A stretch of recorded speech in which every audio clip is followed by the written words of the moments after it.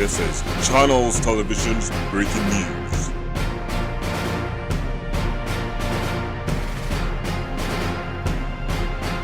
Coming in live tonight, Chagas disease, also known as the kissing bug. This parasitic, symptomatic, chronic disease affecting 21 countries in the Americas. This disease is caused by the protozoan Trypanosome cruzi. This is really common in low symptomatic economic environments. This disease can be easily transmitted by any affected person, usually by traveling or contacts with people or objects touched by the affected person. Joining us live tonight will be Dr. Dennis Williams to explain and give more insight on this potentially harmful disease to the heart, digestive system, and nervous system. Good night, Dr. Dennis. Welcome. So tell me a little bit more about this disease and how it can affect the average human. Good night. Well, the the Chagas disease exactly, it's a parasite that comes from T. cruzi. It's transmitted to human by infected the feces of the blood-sucking tritomine bug, known as also the kissing bug. So the two cruzi can infect several species of the kissing bugs, the majority of which are found in the Americas, like in the Caribbean, Mexico, and so forth. A person becomes exposed when the insect deposits feces into the person's skin while they are sleeping, so that the person, when they scratch their skin and they made the breakage of the skin, the feces enter the bones of the skin. They also enter in the eyes and the mouth as well. So other modes of the transmission are through blood transfusion, congenital, the organ transplant as well.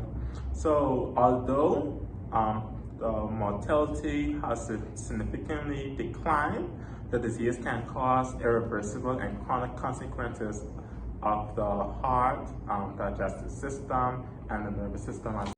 Wow, that's truly scary, thinking about how many times as humans, especially kids, we touch our faces, our hands, and we put it in our mouth, and subconsciously sometimes we just rub our eyes without washing our hands. Very scary. Yes. That's exactly how this can spread so rapidly, because one person can affect everyone around them without knowing until tested or experiencing symptoms. So tell me, how does one become affected? So one can become infected by eating uncooked food contaminated with feces from the kissing bugs, which is the T. cruzi parasite. A person can be born to a mother who is infected by a parasite, getting a blood transfusion or an organ transplant from someone who is infected with the parasite. Also, spending time in a forest that contains infected wild animals such as raccoons, porcupines, and mammals. So yeah.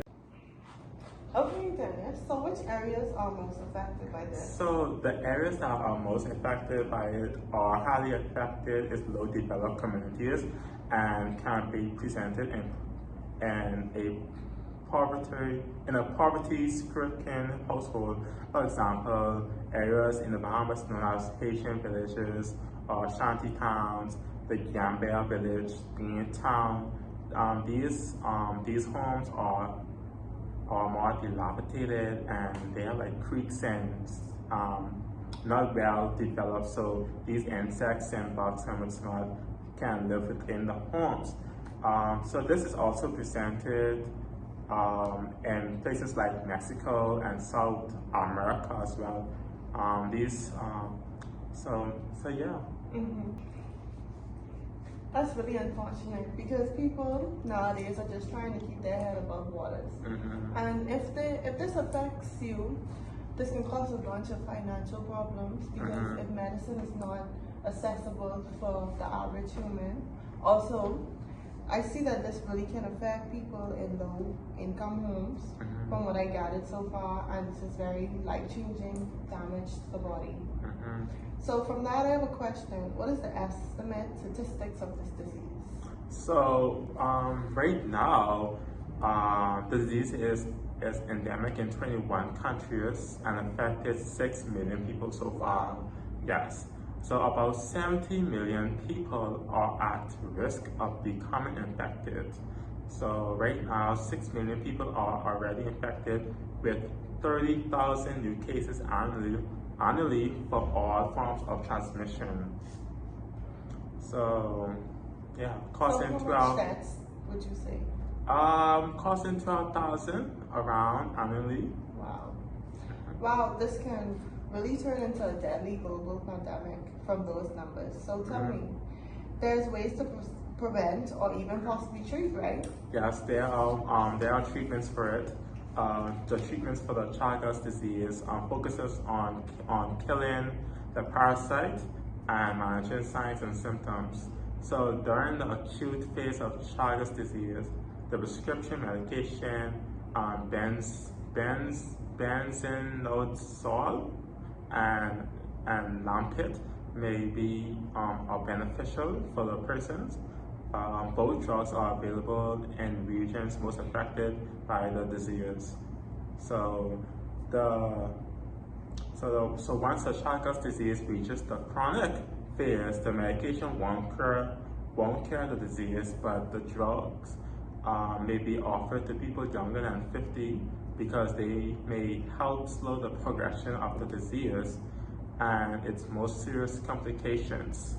Additional treatments depends on the specific signs, of the symptoms, like the heart-related complication. Treatment may include medications, a pacemaker or other devices control your heart rhythm, surgeries, or even a heart transplant. The digestive related complication treatment may include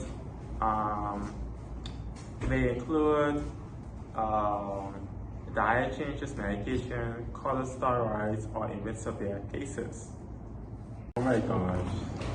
So Dennis, now that we know that there are treatments available for this disease, what are the early signs and symptoms one may experience during these phases? So the early signs of when being infected by the Chagas disease is fever, fatigueness, rash, you have body aches, the eye swells, so you also have headaches, you have loss of appetite, swelling of the infection site, and you also have enlargement of the liver and the swelling of the glands. So what about the chronic phase? The chronic phase, you will have irregular heartbeat, you will have heart failure, you will have a sudden cardiac arrest, difficulty swallowing due to enlargement of the esophagus. So yeah. So basically dead. No, not basically dead. You will get rescued. Okay, Dr. Wilson, before I let you go, can you quickly let us know about the preventions the average person can perform? So yes, if you live inside the high-risk areas, such as the areas that I name off, to prevent the